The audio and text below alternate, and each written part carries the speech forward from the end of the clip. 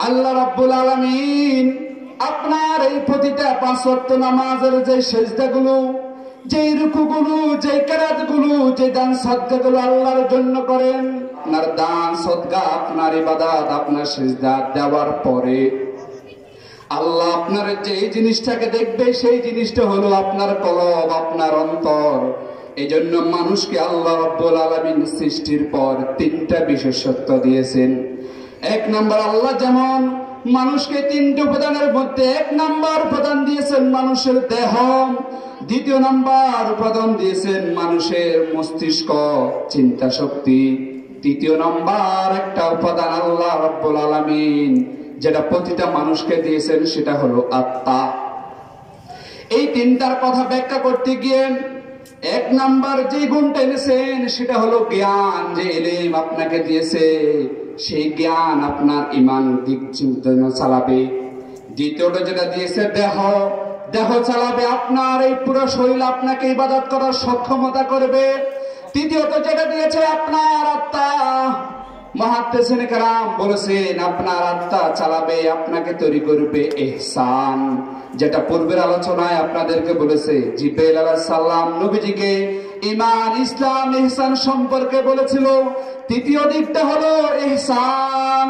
ও বন্ধু, তোমার সকল ইবাদত, সকল আমল, সকল কিছু বিবেচনা করবে, মাফ করা হবে, পাল্লা তোলা হবে, তোমাকে সমপরিমাণ সওয়াব দেওয়া হবে। তোমার ইহসান, ইহসান জিনিসটা কি?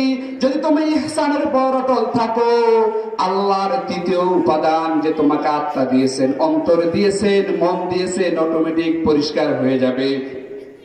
এজন্য আল্লাহ রাব্বুল আলামিন কোরআনে বলেছেন কদ আফলাহা মান যাক্কাহা।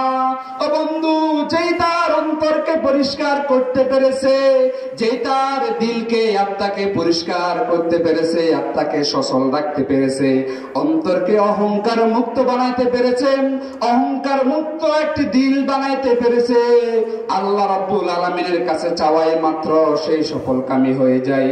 এজন্য সফল হতে হলে, এই দুনিয়ার বুকে আপনাকে সফল হয়ে দাঁড়াতে হলে প্রথমত আপনার মন, প্রথমত আপনার আত্মা, প্রথমত আপনার অন্তরকে ঠিক করতে হবে। অন্তরের মধ্যে যদি পাথর করে রাখেন, আমাকে হুজুর যত নসিহত করো আমি শুনবো না, আল্লাহর কোরআনের বিধান বললো আমি শুনবো না, কারণ আমার অন্তরটা পাথর মারা। তখন আল্লাহর ভয় দেখানো হলো আমার মনে ভয় আসবে না, জাহান্নামের ভয় দেখানো হলো আমার চোখে দিয়ে পানি আসবে না। একটাই কারণ, আমার অন্তর মরে গেছে, আমার অন্তরটা পাথর হয়ে গেছে। এজন্য আমার ভাইকে গালিগালাজ করতে আমার অন্তর কাঁপে না, এজন্য আমার ভাইয়ের গায়ে হাত তুলতে আমার চক্ষু বাজে না, আমার বিবেক বাজে না। আমি কার উপরে হাত তুলতেছি? সেই তো আমার মুসলমান ভাই। এজন্য পরের জমিনের আইল কাটতে অন্তরে বাজে না, অন্তরে দ্বিধাবোধ করে না, কারণ আপনার অন্তরটা মরে গেছে, আপনার অন্তরের ভিতরে ইহসানটা নাই, আপনার আত্মাটা পরিষ্কার নাই।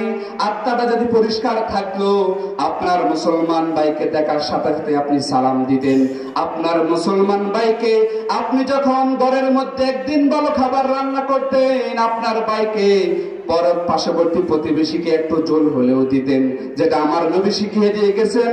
যদি তোমার ঘরে ভালো একটি রান্নার গোশত হয়, ভালো তরকারি রান্না করা হয়, তোমার প্রতিবেশীকে একটু জল হলে দিও। তোমার প্রতিবেশী তোর সক্ষম নয় গোশত কিনে খাওয়া, ভালো তরকারি কিনে খাওয়ার, তোমার তরকারির ঘ্রাণ যখন তার নাকের মধ্যে যাবে, তার মনে আফসোস আসবে, আমারও তো গোশত খাইতে মন চায়, চায় না? চায়। এই জন্য প্রথমত কদ আফলাহা মান যাক্কা, আপনার অন্তরকে আগে, আত্মাকে পরিশুদ্ধ করতে হবে ইহসানের মাধ্যমে। ইহসানের মাধ্যমে আল্লাহর কাছে চাইতে হবে একটা অহংকার মুক্ত দিল। আল্লাহর নবী সাল্লাল্লাহু আলাইহি সাল্লাম সাহাবীদেরকে নিয়ে এভাবে মজলিসে বসা, এমন সময় একজন সাহাবীর আগমন ঘটতেছে। আল্লাহর নবী সাল্লাল্লাহু আলাইহি সাল্লাম বলেন, ও আমার সাহাবীরা রে, এমন একটা সময় এখন তোমাদের মধ্যে যে সাহাবী আগমন করবে, ওই সাহাবী এখনো মসজিদে আসে নাই, নবীজির মজলিসে আসে নাই। আল্লাহর নবী বলেন, তোমাদের মধ্যে এখন যে আগমন করবে সেই হলো জান্নাতের বাসিন্দা, আল্লাহর পক্ষ থেকে বিশেষ বান্দা। বলেন না সুবহানাল্লাহ। এমন সময় বলা শেষ, ওই সাহাবী মসজিদে আগমন করলো। সকল সাহাবী দেখলো ওই সাহাবীকে। প্রথম দিন শেষ, দ্বিতীয় দিন আল্লাহর হাবিব মজলিসে বসা। হঠাৎ করে আল্লাহর হাবিব বললেন, ও সাহাবীরা শোনো, তোমাদের মধ্যে এখন এমন একজন ব্যক্তি আসতেছে যাকে আল্লাহ রাব্বুল আলামিন জান্নাতের বাসিন্দা বানিয়ে দিয়েছে। সাহাবীরা তাকিয়ে দেখলেন, প্রথম দিন যে ব্যক্তি আসলো আজও সেই ব্যক্তি। আবার আল্লাহর হাবিব সাল্লাল্লাহু আলাইহি সাল্লাম তৃতীয় দিন বললেন, তোমাদের মধ্যে এখন যে ব্যক্তি আসবে সেই হলো জান্নাতের বাসিন্দা।